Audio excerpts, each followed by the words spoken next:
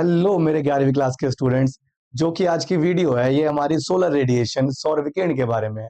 इस वीडियो में हम इस चैप्टर के टॉप 10 एमसीक्यूज, फैक्ट्स और टॉपिक्स के बारे में बात करेंगे। चैनल को लाइक, शेयर और सब्सक्राइब जरूर करिएगा। आइए तो शुरू करें। सबसे पहली चीज जो हमारा पहला सवाल बनता है वो ये है कि पृथ्वी के धरातल पर प्राप्त होने वाली सौर ऊर्जा को क्या कहा जाता है। What is this solar energy received on the earth surface called. देखिए इसको हम कहते हैं सूर्यताप, इंसुलेशन। यानी कि देखिए हमारे सिंपल सा कि हमारे पास जो भी सौर ऊर्जा मिल रही है वो कहाँ से आ रही है, सीधे सूर्य से आ रही है। उसके अलावा दूसरा क्वेश्चन कि पृथ्वी सूर्य के सबसे निकट किस तिथि को होती है।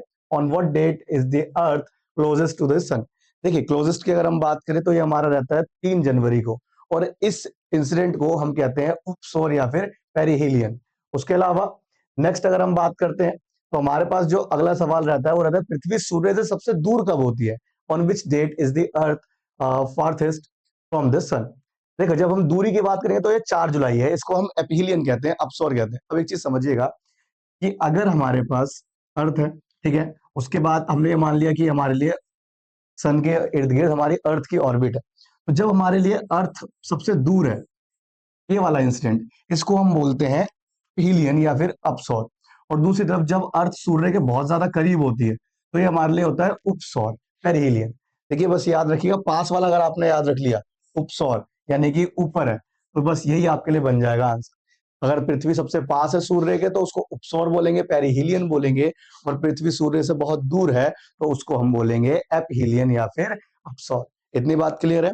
और याद रखेंगे दूर है तो 15 करोड़ 20 लाख किलोमीटर, ठीक है, और अगर पास है तो 14 करोड़ 70 लाख किलोमीटर, ठीक है।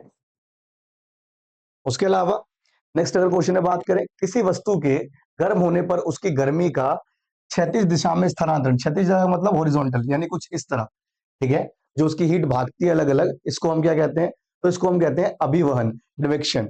उसके साथ साथ नेक्स्ट क्वेश्चन पे अगर हम बात करें तो हमारे पास आता है कि पृथ्वी द्वारा प्राप्त सूर्य ताप और पृथ्वी द्वारा छोड़ी गई गर्मी के जो बीच का संतुलन होता है, इसको हम क्या कहते हैं। What is the balance between the solar radiation and received by the earth and the heat released by the earth is called। देखिए अब अगर हम एक चीज कहें कि अर्थ तो रिसीव करती है सोलर रेडिएशन को, यानी कि दिन के समय जब सूर्य की किरणें पृथ्वी पर पड़ रही हैं तो रिसीव हो गया। लेकिन याद रखिएगा रात के समय यही पृथ्वी पार्थिव विकिरण यानी कि टेरेस्ट्रियल रेडिएशन के माध्यम से इसी हीट को वापस भेजती है। तो इसको हम क्या कहते हैं, इसको हम कहते हैं ऊष्मा बजट या फिर heat budget.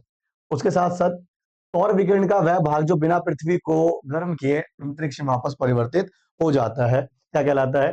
The portion of solar radiation that is reflected back into space without hitting the earth is called।